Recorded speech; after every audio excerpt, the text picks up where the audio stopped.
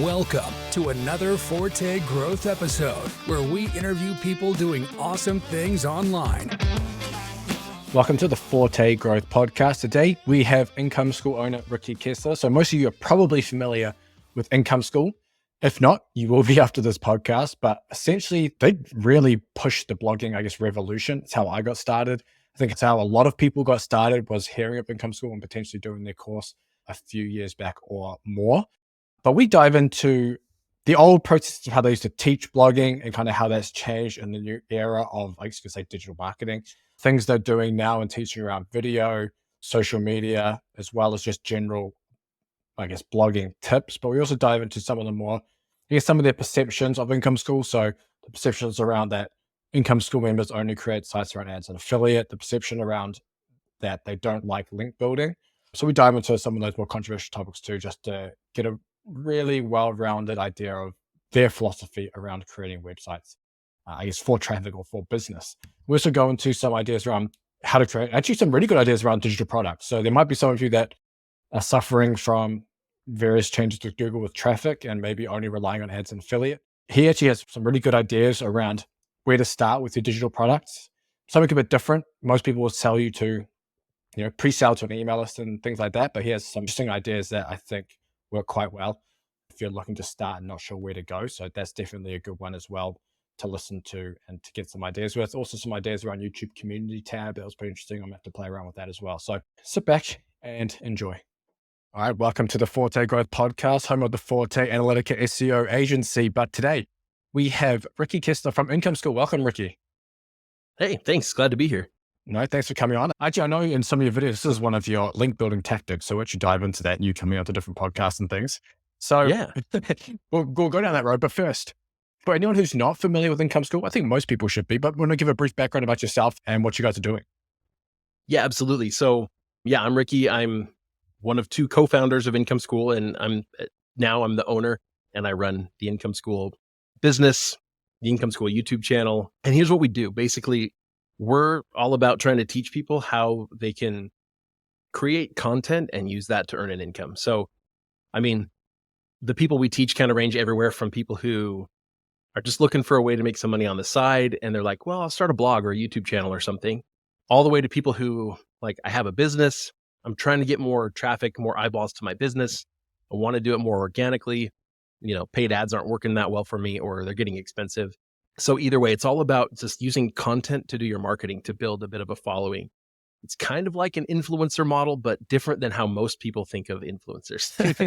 And so that's what we're doing. Got a YouTube channel where I teach blogging mostly and internet entrepreneurship on Income School. And then we also teach YouTube specific content on our channel called Channel Makers. So that's what we're doing. Oh, perfect. I think what might be interesting is, everything's going to kind of be into one question, but we'll just see where it goes with it. But let's just start with around Income School. I first started it with Income School course back in 2020. Loved it. And it's obviously put me on this path now, which has been awesome. So that's been great. And the process back then, it was taught purely content model. It was 10 response posts, 10 stable posts, 10 pillar posts. Has that changed at all now? Are you still teaching that? Or do you maybe start by defining what that actually was and then go into maybe how it's changed if it hasn't changed? Yeah, totally. Yeah, absolutely. Yeah, we kind of started out with that, you kind of start a seed of a website with those 30 posts. The response posts were, a fairly short blog post, and short in our mind is 1,000+ words. But writing fairly short blog posts that are focused on one question that somebody's going to type into a search on Google. And so we have our process for what we call search analysis. It's a little bit different than what most people do for their keyword research, but basically it's trying to figure out what things people are likely to be typing into a search bar and then trying to answer that question. Then a staple post kind of takes that further. It's answering a specific question, but maybe covering some other aspects of it a little bit more tangentially. Sometimes answering several questions, but in the form of kind of like a list post, 10 tips for, or we've seen those all over the internet. Sometimes it's like an experiment or a case study, that kind of stuff. And then pillar posts, it's here's kind of a really meaty thing. Here's a big question. It merits a lot more content, like 3,000 words maybe, or sometimes we would say you can do a pillar post's worth of work in 1,500 words, but you've got like data gathered in a table, or maybe there's video content, something that just makes this post really valuable. And it's usually written more for those search queries that are more competitive and that are more kind of really central to a topic. There's usually a lot of people searching those questions, but because of that, there's just a lot more other content. So that was the model. We've changed it a little bit. We don't even use the term pillar post anymore because staple posts and pillar posts ended up oftentimes really overlapping a lot. Nowadays, we tell people, usually when they start out, I'm telling them, write 10 to 12 response posts still, because I just think that's a really great way to start, to get people thinking about what's something that somebody's looking for, and then how do I respond to that?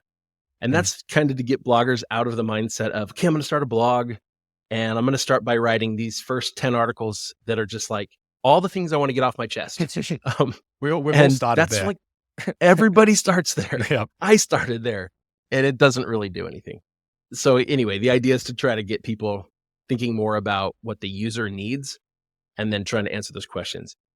And then we usually just say from there, it's like you need to find the right balance of response and staple posts, and then staple posts just kind of go lengthwise kind of all over the place. Usually like a response post, we're telling people 1,500 words or so, 1,000, 1,500 words usually, but we're less worried about word count nowadays. And then the other thing too, though, is what's shifted a lot is instead of just looking for like low competition searches people are making over the last couple of years, it's been really important to build authority in topics. And so we call it topical authority.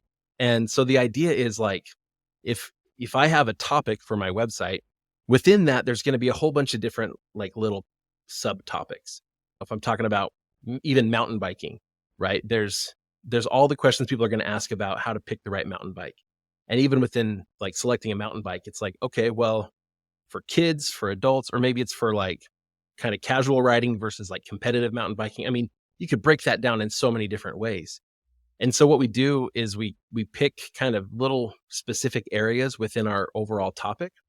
And then what we want to do is kind of exhaust that. Like, what does somebody need to know if they're getting into that and they know nothing? What are all the questions they're going to ask? And let's try to answer all those questions. And sometimes it's like you'll answer 3 or 4 questions in one blog post. And sometimes it'll get a dedicated blog post because it's really a bigger question. So that's kind of where things have changed, is we're focusing less on making sure we're answering only kind of low competition search queries. Now we're saying, yeah, we want to make sure some are low competition so that we know that we can rank at least some of our content pretty quickly.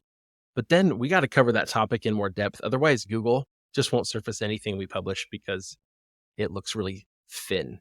So Google calls that thin content. It's like if you only superficially cover a topic. Nowadays, it just doesn't work. So you mentioned we were very much like content, kind of almost only content at first. Over the years, we've talked more and more about how to build what was called EAT. Now it's EEAT. It's all Google stuff. But basically, how do we show Google and people that we have experience, expertise, authoritativeness, and trustworthiness on a topic? And so the go-to in the past has been get links, backlinks, right? We take a little bit more of a, I don't know, we'll call it a holistic approach to that, of trying to build authority, and the links kind of come as part of that.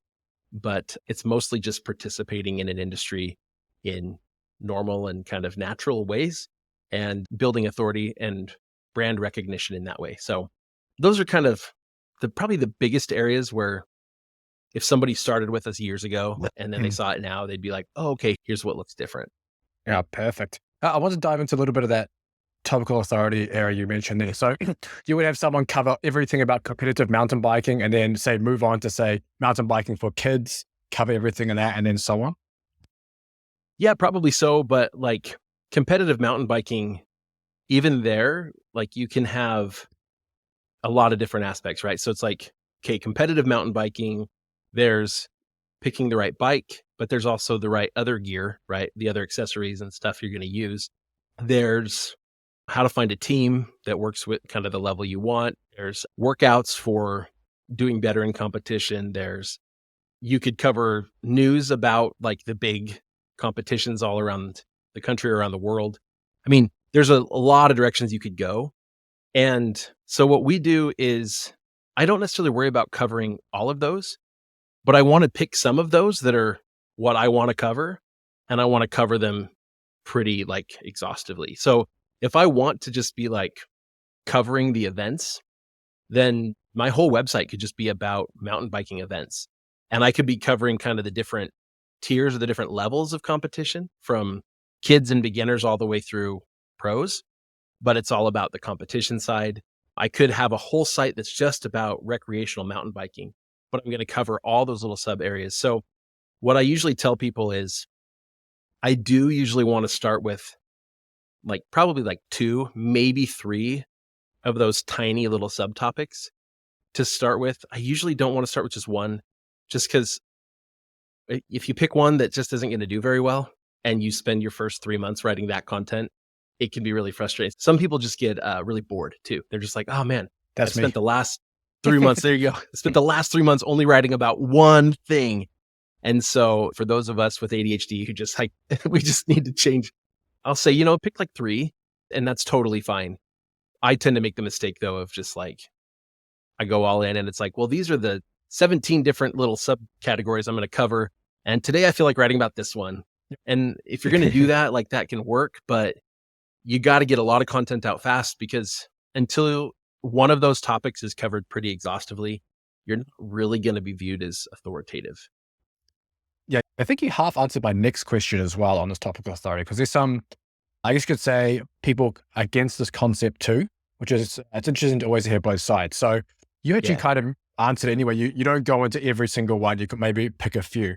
But then again, how far would you go? Because as you mentioned, you could do fitness for mountain biking, you can do the news, but those two are kind of, as you mentioned, they can be their own sites, just those 2 topics. So would you go that far? Then you could go, if you're talking pure topical authority, you could talk about the materials of the tires and go into how the materials are made, how they're sourced, etc. That stuff probably not going to be too relevant to the site, but it would fit under a topical authority umbrella. So how do you address that? I think that's a great point. I think it's really easy to look at any topic like mountain biking and be like, yeah, I'm into mountain biking. And then you want to cover everything. And so then a lot of times what people do is they start at like kind of the most obvious first questions. And then they kind of start going down this path. And next thing they know, they're covering a tiny bit of everything. I think what probably is going to work better for most people is to just, from the very beginning, just look at it and say, what do I like about mountain biking? So what would be most interesting to me? Because I think you're right. The sites that are going to do the best on content around like event news are going to be the sites where like that is most of what they do.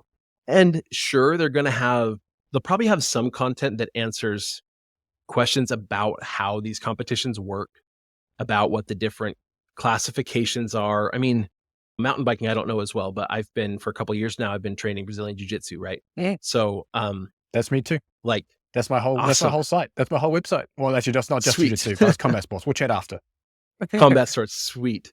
Yeah. So like, if I'm going to make a site that's just about like competing in grappling tournaments, I'm probably still going to have some content that talks about maybe some of the rule sets, things that are legal and illegal at different ranks, even though that stuff's covered on other websites, because it shows Google like, okay, the most obvious questions that everybody's asking, they've got those covered. If they didn't have those covered, I would question whether or not they actually know what they're talking about. Anything related to, if I were doing a news site that was about like the big tournaments and stuff, I would probably still have some content that kind of lays out, here's how tournaments work, here's how competition works in these sports, here's how the belt system works in kind of these different sports or these different styles that all participate in the grappling tournaments. I'd cover that stuff, but that wouldn't be the focus of the site. Most of it would, but I would focus most of my attention on being the site that just covers the events in detail. And I think one of the big mistakes a lot of bloggers make is trying to cover too many different aspects. I'd do the same thing, but trying to cover just far too many different aspects of a topic and then realizing this is a huge topic. I can't build topical authority if I cover all of this. So in that example of, say, jiu-jitsu tournaments, there's actually a lot of news sites in that space. you would cover some informational content on maybe tournament formats, so like rule sets for ADCC, IBJJF, blah, blah, blah. Maybe some stuff on some competitors, all the news, but then you wouldn't go into how to train for a competition, supplements for competition, recovery for competition, etc. You would leave those out and just keep it all purely within that kind of like tournament news bracket. I think so. I think that's what I would do if I wanted to be the person, if I wanted to have the site that was just like, or one of the sites that was a go-to for the news stuff. I don't know that I don't think there's anything wrong with covering some of that, like how to prepare for a tournament, but it's going to be a little bit more superficial. I might have a blog post on my website and that I would post to like my Instagram and stuff. That's just nutrition tips for the week before a tournament, or 10 great workouts and it's just going to be a little bit more superficial. It's going to be helpful, but it's just not, I'm not going to outrank a site that just purely focuses on training for competition, because I think you could make a whole website that was just about like how to become the best competitor you could be, That's my kind website. of at whatever level you're at. Sweet. I need to go check out your website. Yeah. I just did my first tournament like 2 weeks yes? ago. Sick. Yeah. How'd you go? Not great, but I loved tournament. it because it was my first tournament and I learned a ton. Like I was told that beforehand. I was like, it's one of the things that got me to go. It was like your skill level will increase substantially just by going through the actions of preparing for and competing in a tournament. Yeah. So I was like, yeah, it's time. I finally need to do it. And I did it and recorded my matches. Yep. And so watching him back, I'm like, oh, I did better than I thought I did. I thought I was just getting killed, but I did a lot of good stuff in there. Okay, I can learn from that. I can have more confidence next time and see that the other guy was playing more defensively than I thought he was. Anyway, there was a ton of really good learning. Anyway, anybody out there doing grappling sports or jiu-jitsu, go compete. It's going to make you a better player for sure. No, awesome. You mentioned before as well about, sometimes some of the questions you answer become a standalone article, or some articles answer, say, 3 or 4 questions. How are you deciding which is which? Yeah, oftentimes, anytime that there's a question that, like, if I'm honest with myself, if I typed it into Google and Google's AI just gave me an answer, if that answer would be good enough 90% of the time, then chances are that's not something that merits a standalone article. Okay. But I think it's worth it answering that question to show Google that you have the answer to that question, if that makes sense. There are some articles where, Google will give you an AI response, but realistically, it's very superficial. Most people are going to need more information than that. A lot of times those easily merit their own article. I've got a bunch of those where I've written those and then Google uses me as one of the articles that they cite, because they cite like, here's where we got the information that the AI compiled for you, which is kind of nice because it shows you that Google trusted what you wrote. So it's kind of a good signal. And then my article still shows up on page 1 too, near the top. There's not really pages anymore. It just scrolls forever. But in kind of those first 10 results. So that's probably a good way to view it, is just if an AI or a snippet could answer the question, it definitely shouldn't have a full article dedicated to it. And so we can usually find other queries, other questions we could answer that are close enough related that we could put them together into one article. Okay. Are you seeing on Google currently around, for example, these response post style posts aren't being rewarded like they used to? So like you have a lot of high authority domains kind of with an overall article, maybe covering most things about the topic, kind of just ranking there instead of the actual question. Yeah, I have noticed that. It's interesting though, because sometimes you'll see where a very short article, outranks.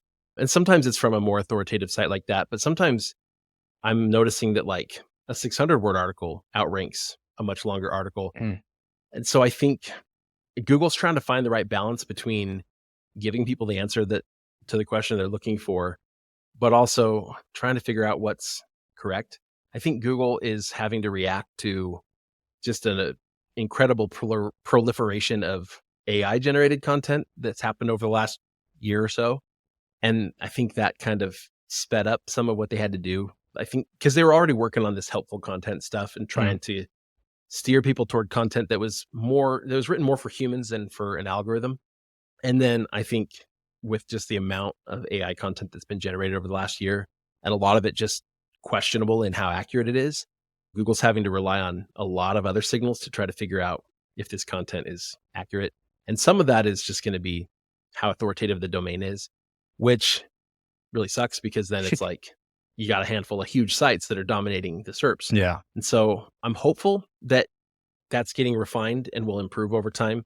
But also, like, that's a big part of why we want to build that topical authority and build those other signals for EEAT to just, like, it's not just about backlinks. It hasn't been for a while, but I think now it's even more so.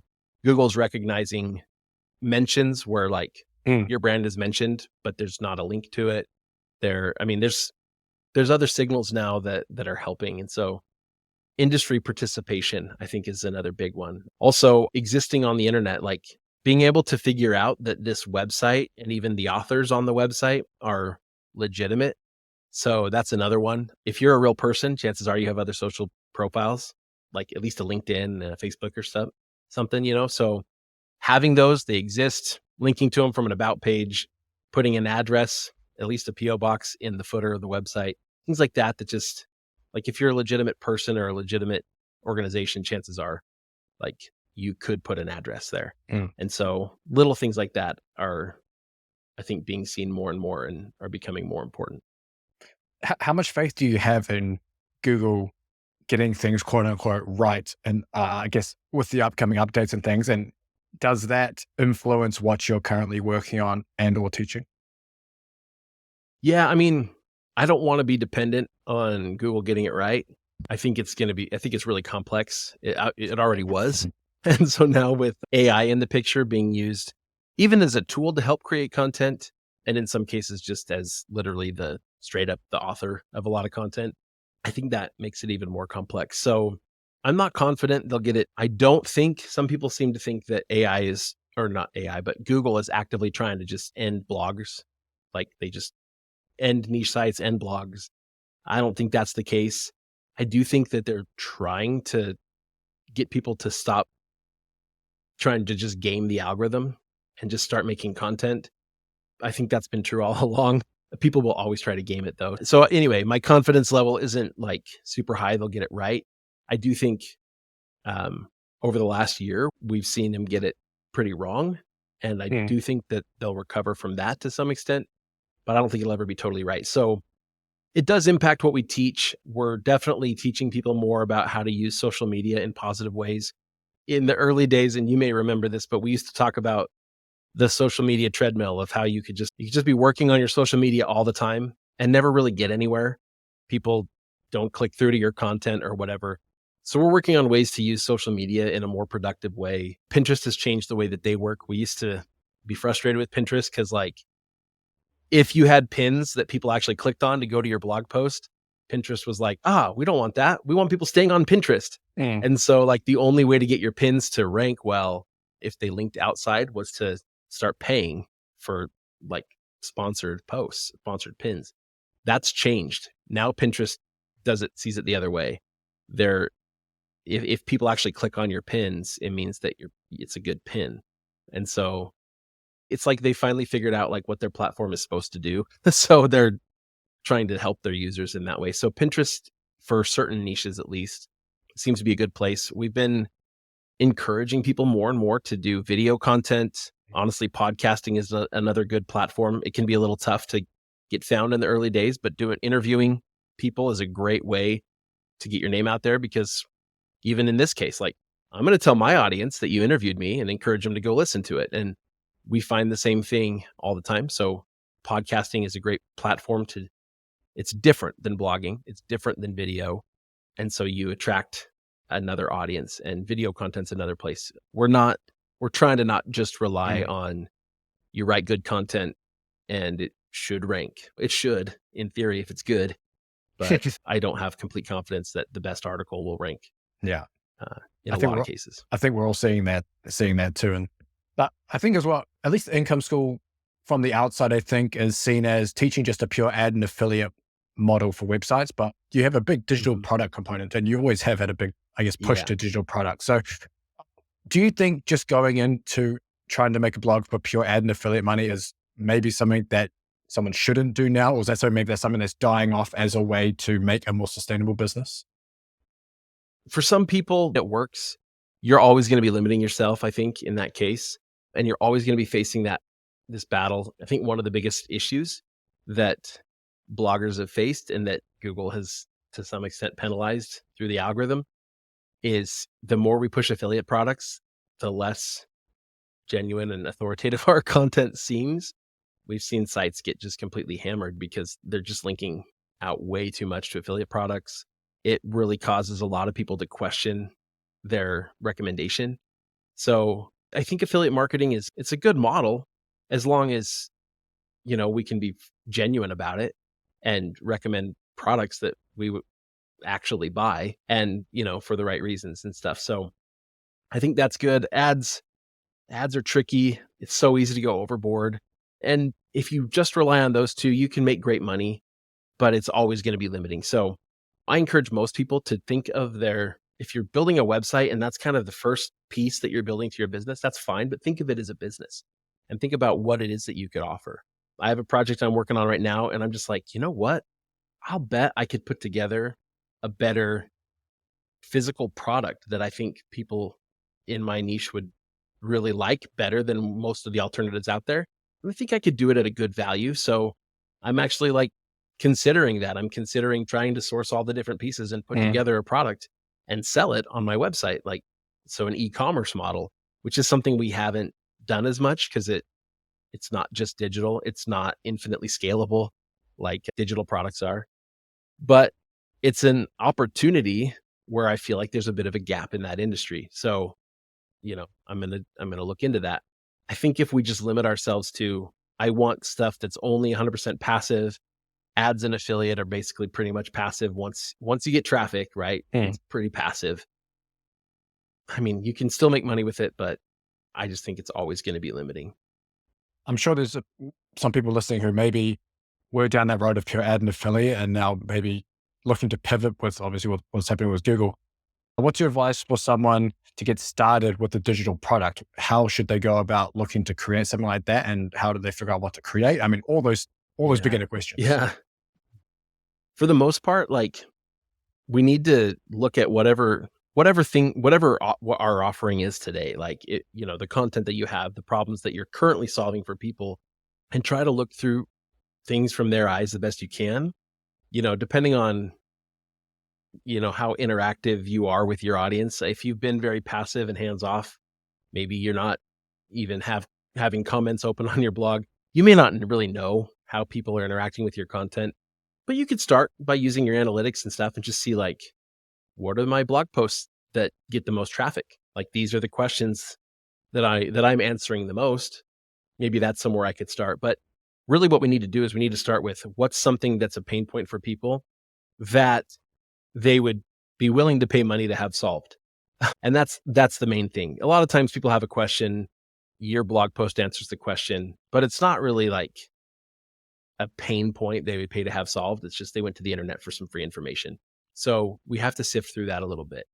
A lot of times what I like to do is you can start off with a little bit of a guess. Like, I think if I had something that solved this for people, I think people would like that. I think they would be willing to pay for that. But rather than just like investing a bunch of time, maybe some money into putting together some sort of a digital product there, if you're going to do digital products, I like to start, if possible, with some sort of a consultation. So it's like, hey, I'm doing some coaching in this space. I help people with these things. I help people put together a plan to prepare for their first jiu-jitsu tournament, right? Maybe it's focused on workouts or nutrition or whatever, but it's like, I'm just going to help you put together a custom plan and, you make it pretty inexpensive just because you don't have testimonials and stuff yet. But I like to do that because that way I get to engage pretty closely with people and figure out like, really though, what are their pain points? So like they may buy that product because they want help preparing for their first tournament, but really in that discussion, you find out like, oh, wow, there's all these different pieces they're completely missing. And then you start to notice that across 3 or 4 or 5 different consults and you realize, man, people are really missing these things. These are the questions they always ask me, but then we uncover these ones. Okay, cool. Well, now I can create a product that solves the bigger problem for them and make sure in my marketing that I'm talking about the things that they knew to ask, right? Because there's the things people know to ask, and then there's the things that they need that they didn't know to ask. So we're going to solve all those problems, but in the marketing, we're probably going to focus mostly on the stuff that they know they're looking for. That's a great way I find to get started, because a lot of times in doing that, I can understand like what problems they have that I can solve. And in figuring that out, I can figure out sort of what format will be best for them. Can I send them like a course with some video content, some written content, some worksheets and stuff? Is it better if I just put together some sort of audio guide that they listen to, kind of like an audiobook, but maybe with some worksheets and stuff? When we call it an audio course, a lot of times people value that more than a book. So people will pay $15-20 for an audiobook, but they'll pay $50 or $500 depending on, whatever it is for a course, depending on what problem it solves. So, but that's where I love to get started. And if you're really nervous about meeting with people because you're just like, I don't know that I'll be able to answer their questions on the spot, I want a little bit of time to be able to think through my answers. I love what I call it an asynchronous consult, where I put together some kind of a worksheet, or right now I do those when we do coaching calls. I just have a form they fill out that's just, here's some questions I have for you, and then you tell me what problems you want me to solve, and here's the information I need.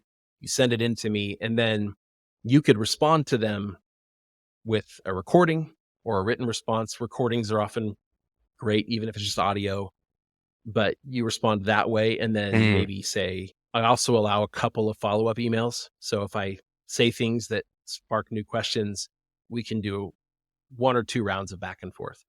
And that feels a little bit more comfortable for people who are nervous about doing that for the first time. When we do it, I give them that worksheet so that I know what to prepare, and then we do ours live. But we've done the asynchronous version too. And to me, that's kind of an easy way to get started, and it doesn't have to take a lot of effort for each one. So you can price it pretty competitively. So it's a pretty low risk for people to take a chance and get your consult. Yeah, I love that. And then obviously with all the things you learn from those, then you can turn that into a book for people that don't want to pay for the expensive consultation. It's the cheaper ebook version for $40 or whatever it is. Yeah. Okay. Absolutely. That. Yep. Regarding niche selection now, if you were to start again, obviously the way Google is still, it's different to even just a few months ago. Does that impact at all niche selection, maybe when you're guiding new members through when they're starting? Yeah. The biggest thing for me is is your niche something that you have enough interest in to actually be a part of it and be actively involved? Because especially with the helpful content and the direction Google's been pushing, and it's only getting further and further that way in the last few months, being able to share personal experience, give real life examples, share those, anecdotes and stories, the more you can do of that, I think the more Google's willing to promote that content. So, all those EEAT signals and all the topical authority and all that's great. But if your content feels like it's optimized for the algorithm, but doesn't really have those human elements, that's hurting us now, And we've written a lot of content that way, by the way. We've written a lot of content where we stayed very factual. We tried to be really helpful in answering the questions people have, but it's not doing as well now. And I think a big part of it is because we didn't, a lot of that content was written by people who didn't really, they researched the topic and wrote the article. So they couldn't really share that personal advice. If I'm talking about cooking and I'm, sharing, something about making spaghetti for 50 people, I could probably say this much spaghetti, it's a lot. And so spaghetti is okay to cook even a couple hours in advance, right? You can cook the pasta and set it aside, and then you can warm it up in the oven or something. I could easily write an article by researching and say here's how many pounds of dry spaghetti noodles you're going to need. But, when the rubber really meets the road, it's okay, but logistically, how am I going to do this? And you say, you know what? I made spaghetti for a family reunion recently, and it, yeah, like this is a lot. So here's what I had to do. I got a pot that was this size. I actually needed 2 of those. Like you can share specifics and examples. Whereas if you don't have that experience, you're only going to share the more general advice of, Mm, well, here's how much to buy and here's that kind of stuff. So I think that's where the difference is going to lie. nice. So yeah, for niche selection, like if it's a topic you're going to be interested enough in to actually participate in the industry and know it really well, then I think you can find an angle. Like we talked about with mountain biking or, combat sports, like there are so many different routes you could take. There could be 1,000 sites all about just Brazilian jiu-jitsu, but each one is going to, if everyone just tries to cover Brazilian jiu-jitsu in its entirety, no one's going to go into detail on any one thing. But there are so many different routes we could take and become kind of a specialist in one thing. I mean, honestly, like you could probably have a whole site that was just like Brazilian jiu-jitsu comedy. Like we have like this, I have a group with the people I train with that we use the app Signal. It's like a texting app. Mm, So we have this group and I swear like half of what we talk about is like stuff from class, just advice and tips and questions and stuff. And the other half of it is like memes and stuff from there's whole meme Instagram. accounts on Instagram. Yeah. Oh yeah, it's hilarious. And so like, could you do something with a blog?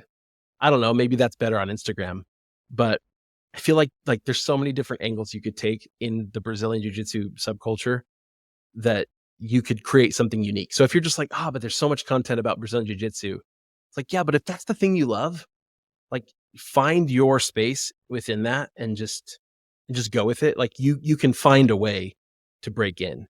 It's more important though that you pick a niche that is something that you can stick with. Mm. How are you teaching to leverage video and social? I know those are two pretty big topics on their own, but Yeah. maybe start with that. Maybe start with the video YouTube style because I think that's a little more relevant for most people. Then we can kind of go down the social road. Yeah, absolutely. For a lot of people who are kind of blog first and they're just kind of getting into video, I'll tell people start out by making videos that really supplement the blog content and make that content better. So if you have a blog post that's especially for any sort of any sort of tutorial, a lot of times being able to see what you're trying to explain is going to go a long way toward helping me be able to do it. And so, if I've written out a blog post, it tells me it's got all the steps and it tells me all the right materials I need and all the tools and just everything I need.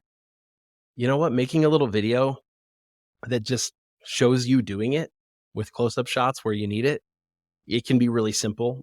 And it's very much like search focused. It's all about like somebody's asking how to do this. I made a video showing how to do this. And the cool thing is on YouTube, you can link back to the blog post and say, hey, in this blog post, I linked to all the tools you're going to need. I linked to all the materials you're going to need. The blog kind of adds to the video because you can see the written steps, which can be helpful to so that you don't have to rewatch the video over and over again. But then the video helps the blog post. So that's kind of first step, right?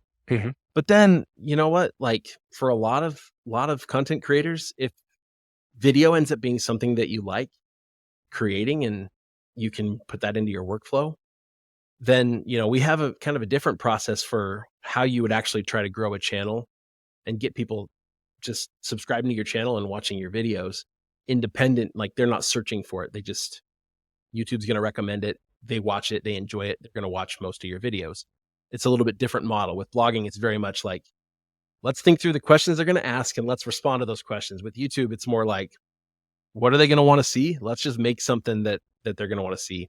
And so at that point, we're going to leverage a little bit more of some connection elements and some entertainment elements, a little bit more so than just information. And so we actually have a whole process for building a channel like that in Project 24 because it is different. If you come into YouTube with just a blogging mentality, you get very focused on, here's the question, I'm going to answer it. And with social media, a big part of it is trying to understand who the audience is on each platform. So like, even with our main brands, like with Income School, we'll publish a video on YouTube and then on Instagram and Facebook, we'll usually go out and we'll, post an image that sort of teases what the video is about. But most of the time tries to push them back to YouTube. Sometimes we'll embed the video straight onto YouTube. Honestly, like those platforms, we don't get a lot of engagement directly on those platforms, but there are some people that are just way more engaged on them on those platforms. Like my wife didn't used to watch my videos. Like she just isn't on YouTube, right? And then we started linking to them from a post on Facebook and in every week. And she started getting to where she was seeing those every week. And so then she'd click through and now she just watches them on YouTube every week. So like, I'm not worried about if the YouTube or if the Facebook audience is getting huge. If it's just like getting me in front of a different group of people, because some people are more on Instagram or more on Facebook, then that's better. A lot of times we'll repurpose some of our video content as reels, shorter little video clips, and try to encourage them over to the YouTube channel. And then, like I said, sometimes we'll put full length videos on straight out on Facebook and stuff. Use TikTok a little. I don't think it's quite the right platform for the income school audience for the most part, but we've got a few videos we've published out there too. They don't do a whole lot. Dude, I hate TikTok. I hate TikTok. Yeah. I can't stand it. Anytime that I've tried to like just use it, it's just like, it just sucks you in. And next thing you know, an hour's gone by and you're just like, I feel dumber now. I just wasted a lot of time. Yeah, I'm not a huge fan. Yeah, that's fair enough. Yeah, I just post my shorts and reels and stuff on TikTok just as a... Just to get them there. Yeah, just to put them there. Doesn't really do much, but it's whatever. But yeah, I'm with you on definitely focusing on YouTube hard. I'm now trying to create like reels, like just like pure specific reels for themselves, which are actually doing pretty good lately. This does be good. Obviously, it's just it's an absolute time suck, right? Because you've got to creating content for Instagram, creating content for YouTube, like, and then if you're having to write blog, there's no way you can just like write blogs at the same time as well. Is there a method to the madness that you like to advise students on if they're trying to do all the different platforms? Yeah, that gets really tricky because it is hard. If you're going to be really successful, like really, really successful using the other platforms, you do have to try to have a bit of a different strategy for each one almost. One thing that we're playing with right now is using AI, kind of teaching it like, here's the kind of content I want for, Twitter. Here's the kind of content I want for Instagram. Here's what I want for Facebook. And so then feed it a blog post and have it spit out some stuff for like, here's the wording, here's what you publish. The problem is though that all those other platforms except Twitter and even it to some extent, they're visual. So you still have to create an image for it, at least, if not a video. But at least for written content, that seems to work pretty well. Another place that's really interesting though is like on YouTube, publishing written content in using the community section of YouTube. I've seen it doing some pretty cool stuff. I'm seeing more and more of that just show up in my feed. And I'm finding myself like reading long community posts that are practically a blog post sometimes. Interesting. Because they put an image at the top, right? And intrigued me enough in the little bit that is there that I click the read more and I see the rest and I end up reading a whole blog post. And the cool thing with that is just with YouTube, it's so much more of a recommendation engine rather than Google's. I mean, it's the internet search. And so somebody has to be looking for what you're publishing.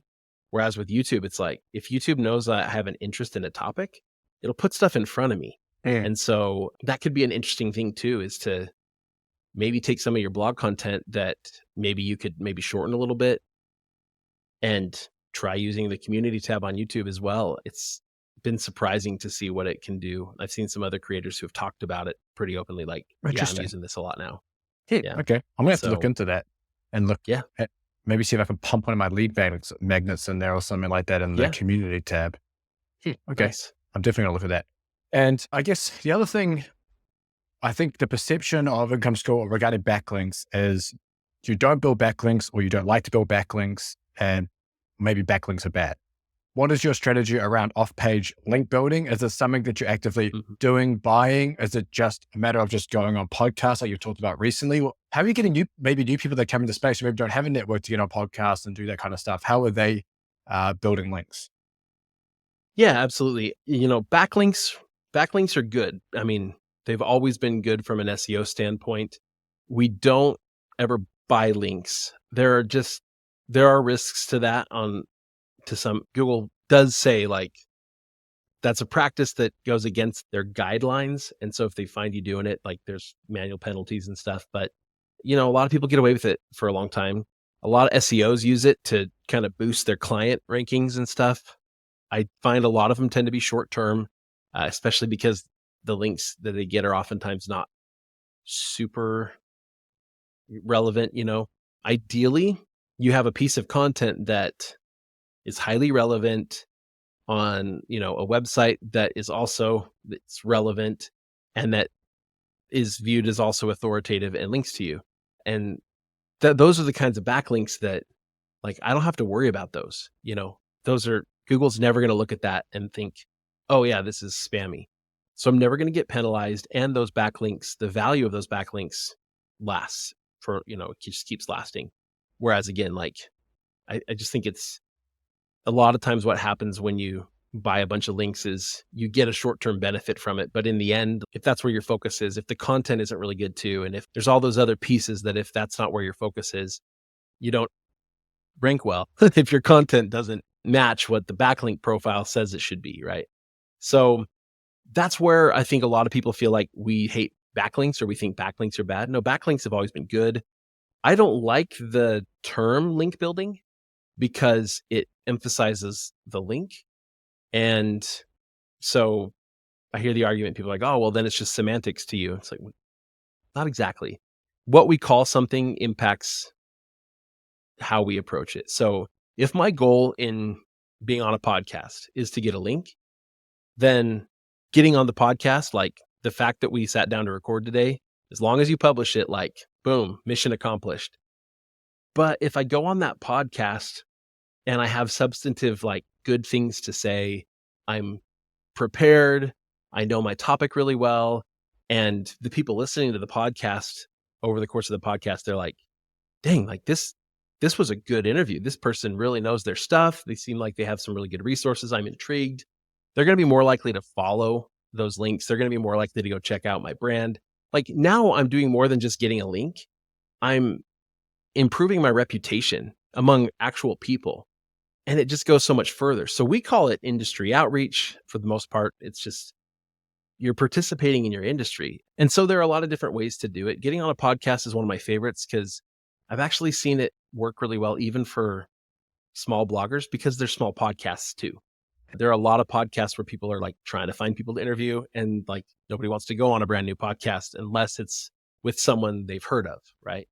So, you can just go onto Apple Podcasts or wherever and do some searches and try to find some of the newer or smaller podcasts and start there. It's not going to build you a lot of authority. There's not a lot of audience there to be had yet, but other things we've done even for on a small website is do the same thing with smaller YouTube channels. Be like, hey, is there something that I could do to help you out? And it's always about like, what can I offer you? Right. So it's like, hey, I see you've got this new YouTube channel. Is there something that would be really helpful for you? Here's what I have. Like, I have footage from my first tournament for Brazilian Jiu-Jitsu. Do you want to use it? I have, whatever it is, right? And we do some sort of mini collaboration, right? Like, I think there's just a lot of different ways to do that go beyond just the whole, I'm going to send out 100 emails a day trying to get guest posts or, I'm just going to go buy backlinks. But mostly it's just like trying to figure out what other creators need, how you could benefit them, what you have that could benefit them, even if it's small, and starting there. There's the PR approach that people use of just like, there's different agencies that'll do it, but like trying to get an article published on like a more major publication. I have a feeling that is going to change dramatically after what Google just said. Basically, Google just came out and said, they know that big publications are doing this, where basically they're just selling content spots to people. And so you can write something that really doesn't meet the editorial standard of that publication. And Google's like, no, that's spam, and we're going to treat it as spam.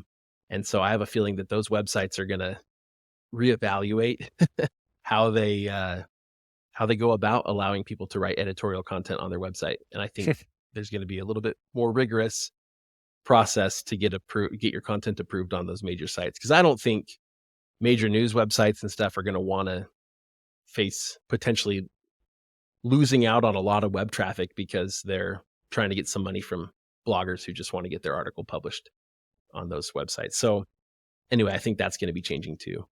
I think the more real we can be with the way that we approach all of our content, I think is going to be, it's the safest route long term, even if it's not the fastest route. Mm-hmm.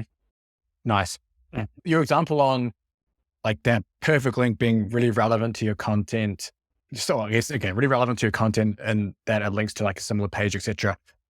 How, I guess, what would be the process of, for example, I know you don't want to talk about it as link building, but what would be your process of landing some like that kind of link without, because I'm assuming like most people are pretty switched on now in the space where they're always asking for money for things like that.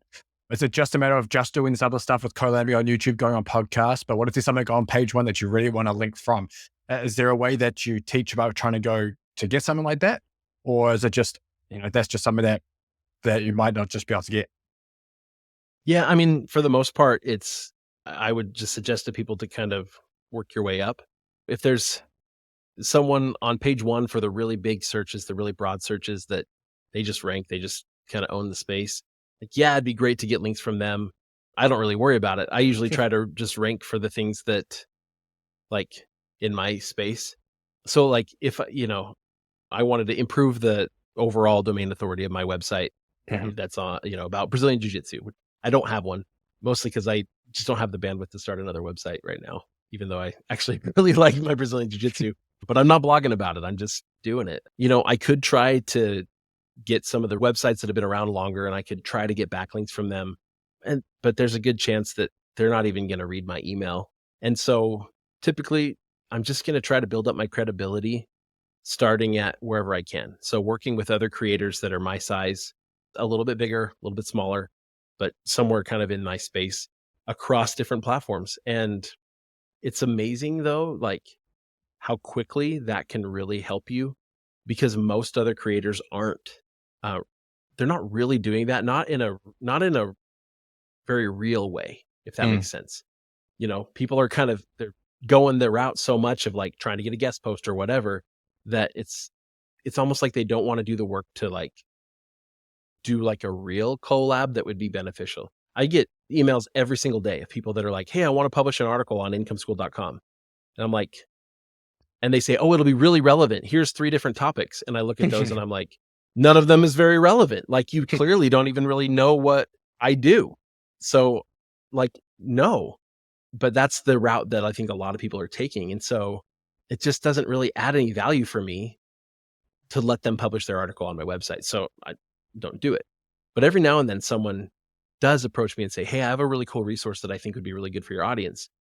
And I can see that like they can do something that's pretty tailored to me and my audience. And then it's like, okay, well, I'm open to like a legitimate collaboration. I'm just not open to publishing a bunch of articles on my website that just aren't really for my audience, if that makes sense. So yeah, that's the biggest thing, is just like work your way up. And I find that it happens quickly. I heard a story from in the YouTube space. Daryl Eves is a big name. He's a strategist and coach that has worked with some of the biggest channels, including Mr. Beast, and has been pretty instrumental in a lot of major channels. And, he talked about working with a small channel who just like, the guy was just totally willing to do whatever it took to succeed. And he wanted to work with Daryl. And Daryl's like, I'm really busy. I just don't know. He's like, no, here's the deal. I will come and work for you for free and just like be like, just help. I'll get coffee or whatever is needed, but I just want to learn everything I can. And he's like, okay, sure. And the guy did. And then after a while, he ended up kind of getting in a group with some other really small YouTube channels. And what's crazy is that all these small YouTube channels all helped each other out. And all of them, and I wish I remembered off the top of my head who they all were, but all of them now are big channels, millions of subscribers. And like having that group to work together and then doing those collaborations and those kinds of things, like it helps kind of it rises the tide, right? It lifts all of us when we work together. And so I'd love to see more of that among bloggers. YouTubers are pretty good about that. Bloggers are usually pretty cagey about collaborating with each other.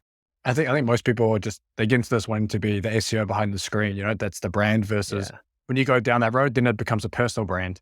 And then you got to put yourself out there too. And that is a barrier for a lot of people, right? Because a lot of people get into this because they don't want to have their face and think whatever on there. But it's getting harder and harder now to grow something that doesn't have a face on it.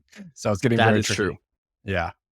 Especially from a trust perspective and everything. But I think that's everything I had for you, Ricky. We're coming to an hour now. Where can people find and follow you and keep up with everything you're doing? Yeah, you can always go to incomeschool.com. Really, I'm most active on YouTube. So Income School is the YouTube channel, and then Channel Makers. We also have a podcast that's on YouTube now as well, but also on podcast players called Creator Files, where we're interviewing all sorts of creators and kind of covering broader aspects of creation. But yeah, the Income School YouTube channel is probably going to be the best place to keep up with everything. Okay, so perfect. So if you're not subscribed listeners, make sure you go subscribe to that. But thanks for coming on, Ricky. I really appreciate it. Yeah, you bet. Thank you for having me.